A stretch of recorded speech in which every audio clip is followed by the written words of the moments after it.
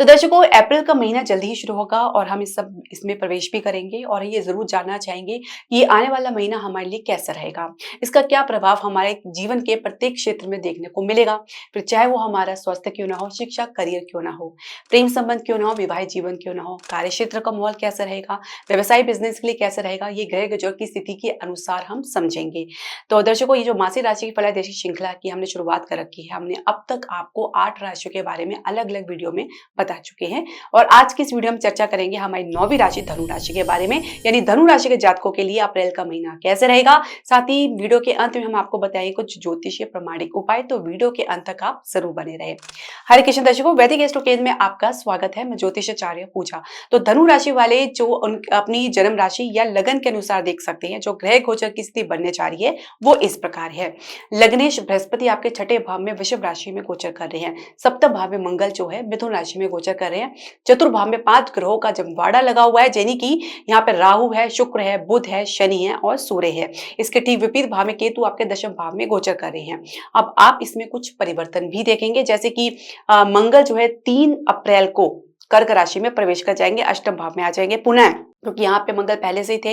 इसके बाद वक्री अवस्था में आए, उसके बाद ये पुनः ये पीछे की गति की तरफ चले और सप्तम भाव में आए और फिर से ये आपके अष्टम भाव में आएंगे और यहाँ पे मंगल की अवस्था नीच की होगी।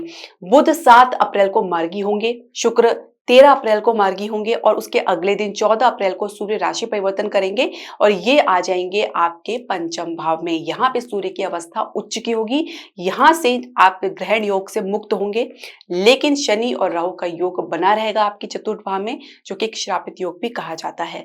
तो अब ये जो योग बन रहा है, जो ग्रह गोचर में स्थिति का परिवर्तन हो रहा है, इसका क्या प्रभाव आपको देखने को मिलेगा, इसका विस्तार से चर्चा करने से पहले मैं आपसे एक छोटा सा निवेदन करना चाहूंगी कि आप हमारे चैनल को सब्सक्राइब करें, बेल नोटिफिकेशन जरूर प्रेस करें। इसके अलावा आप हमारे चैनल को लाइक और शेयर करना बिल्कुल ना भूलें। तो स्वास्थ्य की हम बात करेंगे, क्योंकि लग्नेश आपके छठे भाव में गोचर कर रहे हैं। ये स्थिति थोड़ी सी आपके लिए विपरीत चल रही है काफी लंबे समय से। हालांकि अभी 14 मई को बृहस्पति राशि परिवर्तन करेंगे, परंतु तब तक थोड़ा सावधानी तो बरतनी है। खान पान को उचित रखें। पेट की समस्या, कमजोर लीवर की समस्या से आप जूझ रहे हैं, जूझ सकते हैं, इस प्रकार की समस्या आपको अभी भी देखने को मिल पाएगी। इसके अलावा चतुर्भाव में जो 5 ग्रहों की युति बनी हुई है, इसके कारण जो चेस्ट में भारी कंजेशन या कुछ लंग्स के इंफेक्शन की समस्या या हृदय के मरीज यानी हार्ट पेशेंट है, उनको कुछ न कुछ समस्या देखने को मिल सकती है। तो कहीं ना कहीं इसके प्रभाव से आप अछूते नहीं रह पाएंगे। तो यदि पहले से ये समस्या चल रही है तो बहुत ही सावधान आपको रहना है। हालांकि मध्य अप्रैल के बाद कुछ राहत आपको मिलनी शुरू होगी, पर पूर्णतः राहत मिलने में थोड़ा समय लगेगा। तब तक संघर्ष की स्थिति आप देख सकते हैं, तो थोड़ा सा अपने भीतर संयम बना के चले। किसी प्रकार के स्ट्रेस या एंजाइटी से आपको दूर रहना है। इसके अलावा जैसे मैंने बताया, खान पान बहुत ही जरूरी है। जितना ज्यादा आप सात्विक भोजन और बाहर के भोजन से दूरी बना के चलेंगे और सात्विक भोजन को अपनाकर चलेंगे, तो निश्चित तौर से आप देखेंगे कि जो विपरीत प्रभाव आपको अब तक देखने को मिल रहा है, उसमें धीरे धीरे कमी आपको देखने को मिलेगी। बृहस्पति जब तक आपके छठे भाव में गोचर करे, तब तक आपको किसी प्रकार की लापरवाही से दूर रहना है। इसके अलावा अगर हम समझे तो केतु का आपके दशम भाव में गोचर करना, इनकी दृष्टि आपके चतुर्थ भाव में पड़ना, तो वही बात है कि कहीं ना कहीं आप बाहरी समस्याओं से या भीतरी समस्याओं को लेकर कुछ न कुछ एंजाइटी या तनावग्रस्त हो सकते हैं। तो इस वजह से आपको अपने ऊपर अच्छे से काम करना है। मेडिटेशन, ध्यान आपको करना है, ये बहुत जरूरी है। इसके अलावा सामान्यतः अगर हम समझे तो आपके लिए जो मामूली छोटी मोटी उतार चढ़ाव को छोड़े तो ये अप्रैल का महीना सामान्य रहने वाला है। यदि पहले से कोई समस्या चल रही है तो निश्चित तौर से आपको उसमें काफी उतार चढ़ाव देखने को मिलेगा। हालांकि 3 अप्रैल को मंगल आपके अष्टम भाव में प्रवेश करके यहाँ पे नीच भाव में आएंगे, तो कहीं ना कहीं रक्त विकार की समस्या, चोट इत्यादि का भय रहेगा। मंगल की दृष्टि द्वितीय भाव में पड़ेगी तो वाणी अनियंत्रित हो सकती है, क्रोधपूर्ण हो सकती है और कहीं ना कहीं आसपास के लोगों के साथ एक डिस्टेंस, एक कह सकते हैं तनावपूर्ण माहौल आपको देखने को मिल सकता है। संयम बना के चले, धैर्य बना के चले, ये बहुत जरूरी है। खासकर जैसे ही मंगल आपके अष्टम भाव में आएंगे और यहाँ पे नीच अवस्था में होंगे, तो एक प्रकार से कह सकते हैं कि जब आप अपने इमोशन को व्यक्त नहीं कर पाते हैं, तो कहीं ना कहीं उसकी फ्रस्ट्रेशन या उसका चिड़चिड़ापन आपके भीतर देखा जा सकता है, आपके स्वभाव में देखा जा सकता है। इसमें काफ़ी वृद्धि आपको देखने को मिलेगी, तो सावधान रहें। इसके अलावा शिक्षा करियर के लिए कैसे रहेगा उसे हम समझेंगे। पंचम भाव के स्वामी मंगल आपके सप्तम भाव में गोचर कर रहे हैं। स्थिति कुछ बेहतर हुई है आपके लिए। अब ये जो पंचम भाव के स्वामी फिर से आपके जो है अष्टम भाव में चले जाएँगे। रुकावट है, अवरोध है, कुछ इस प्रकार का ब्रेक आपको देखने को मिल सकता है अपने एजुकेशन को लेकर। इसके अलावा मध्य अप्रैल के बाद सूर्य का यहाँ पे आना आत्मविश्वास को थोड़ा बल देगा। अभी आत्मविश्वास में जो भी उतार-चढ़ाव आपको देखने को मिल रहा है, उसमें भी कमी आपको देखने को मिलेगी। उच्च शिक्षा के लिए कहीं न कहीं कन्फ्यूजन या संघर्ष की स्थिति आपको देखने को मिल सकती है। सब्जेक्ट या विषय के चयन में कहीं न कहीं आप अटकाव महसूस कर सकते हैं। जिस फील्ड में, जिस क्षेत्र में आप जाना चाहेंगे, वहाँ से कुछ आपको खास आपको ऑफर देखने को नहीं मिल पाएगा और इसकी वजह से कहीं न कहीं कुछ एडजस्टमेंट करना पड़ सकता है। कॉम्पिटिशन में आप निश्चित तौर से एक अच्छी सफलता दर्ज कर सकते हैं। कैंपस प्लेसमेंट में कुछ शुरुआत में आपको काफ़ी गिरावट देखने को मिल सकती है या आप जो भी आपका प्रदर्शन है, उसमें कमी देखने को मिल सकती है। इसी के आधार पर परिणाम आप समझ सकते हैं। इसके अलावा मध्य अप्रैल के बाद कुछ आत्मविश्वास में वृद्धि बनती हुई नजर आएगी, लेकिन फिर वही बात है, संघर्ष की स्थिति देखने को मिल सकती है। कहीं न कहीं परफॉर्मेंस में कमी लगातार आपको देखने को मिल सकती है। अब आपने करियर की शुरुआत कर रखी है या पहले से कुछ इंटर्नशिप में आपने अप्लाई किया है, उसमें ज्वाइन कर रहे हैं, केतु कहीं न कहीं आपके कार्यक्षेत्र के माहौल को थोड़ा विपरीत बना सकता है, जिसमें आपका मन उच्चाटन या डिटैचमेंट की स्थिति देखने को मिल सकती है। काम में मन ना लगना, काम की पूर्ति में संदेह होना या काम का बार-बार अटकाव, काम में बार-बार अटकाव आना या अवरोध आना, कुछ इस प्रकार की समस्या आपको देखने को मिल सकती है। तो ये चुनौती थोड़ी-सी लंबी आपके लिए रह सकती है, कम से कम 18 मई तक आपको ये चुनौती या चैलेंज आपको स्वीकार करना पड़ सकता है या झेलना पड़ सकता है।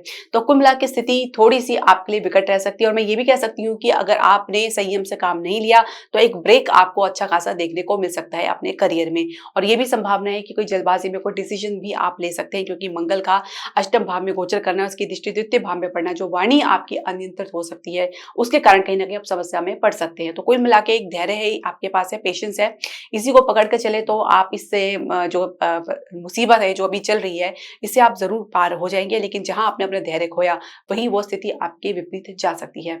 इसके अलावा कार्यक्षेत्र का माहौल कैसा रहेगा, जो पहले से नौकरी पेशा लोग हैं उनके लिए कैसे रहेगा, इसे हमें समझना बहुत ज़रूरी है। दशम भाव के स्वामी बुध है, चतुर्भाव में गोचर कर रहे हैं। यहाँ पे इनकी अवस्था नीच की, हालांकि नीच भंग भी हो रहा है क्योंकि यहाँ पे शुक्र भी साथ में है, राहु है और शनि और सूर्य है।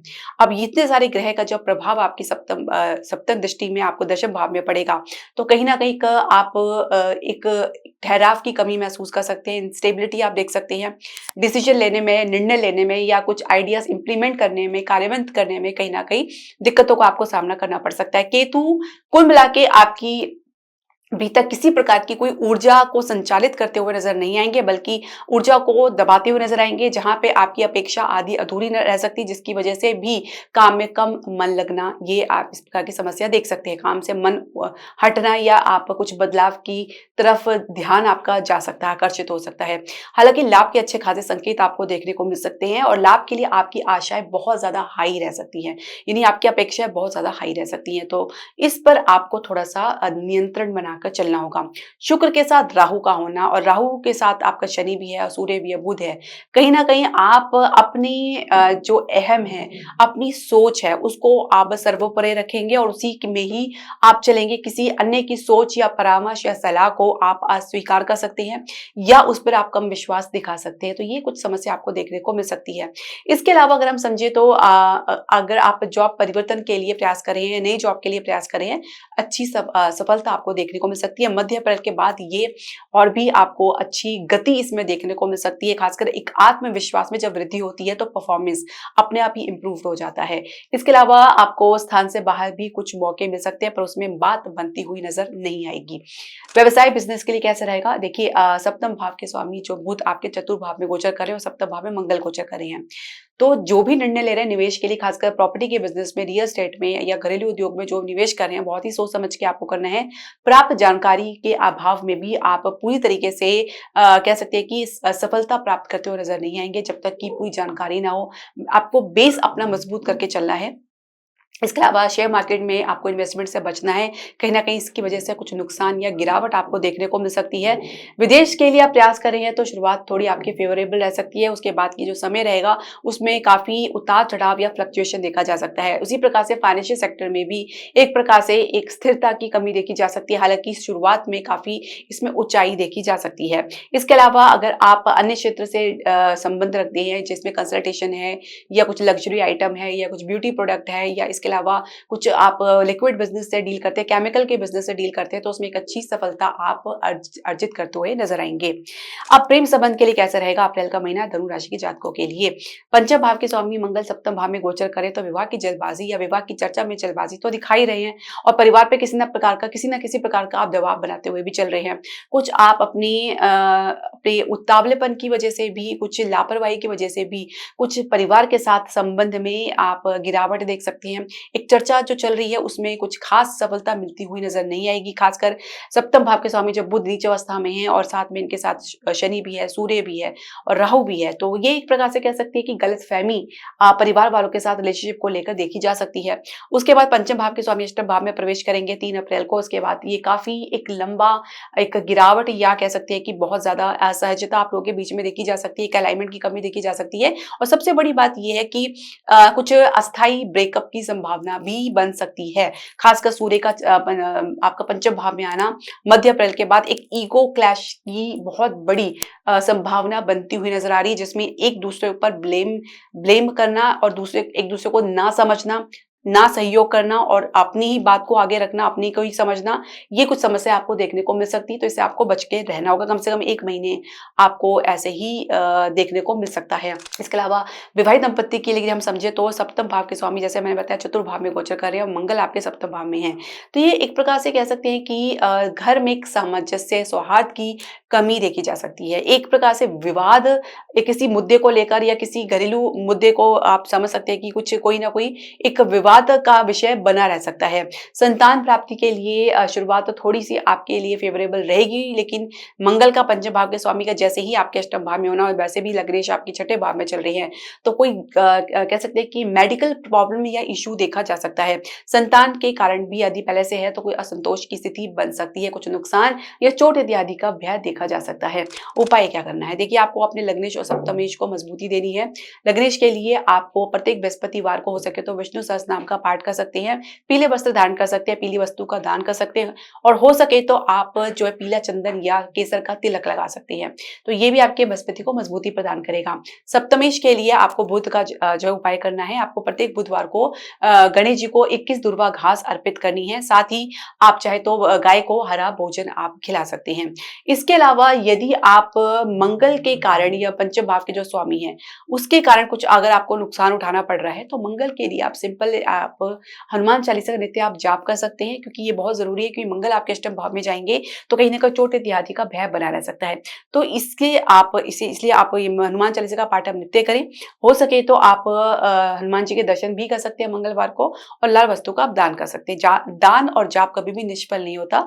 आप इसे लगातार करते रहेंगे, इसका प्रभाव आपके जीवन में निश्चित बना रहता है, और ये आप इसके प्रभाव से आप ग्रहों के नकारात्मक प्रभाव से भी मुक्ति प्राप्त कर सकते हैं। तो कुल मिला के अगर ये हम समझे तो लग्नेश और सप्तमेश को मजबूती प्रदान करेंगे तो आपका केंद्र भाव मजबूत होगा, जिसकी वजह से जो भी प्रॉब्लम आपके जीवन में है उसमें आपको राहत देखने को मिल सकती है। उसे लड़ने की आपकी भीतर क्षमता जागृत होती है और बलवंत होती है। तो दर्शकों, आपकी जो भी प्रश्न, सजेशन या क्वेरी है, आप हमारे कमेंट बॉक्स में जरूर डालें। हरे कृष्णा।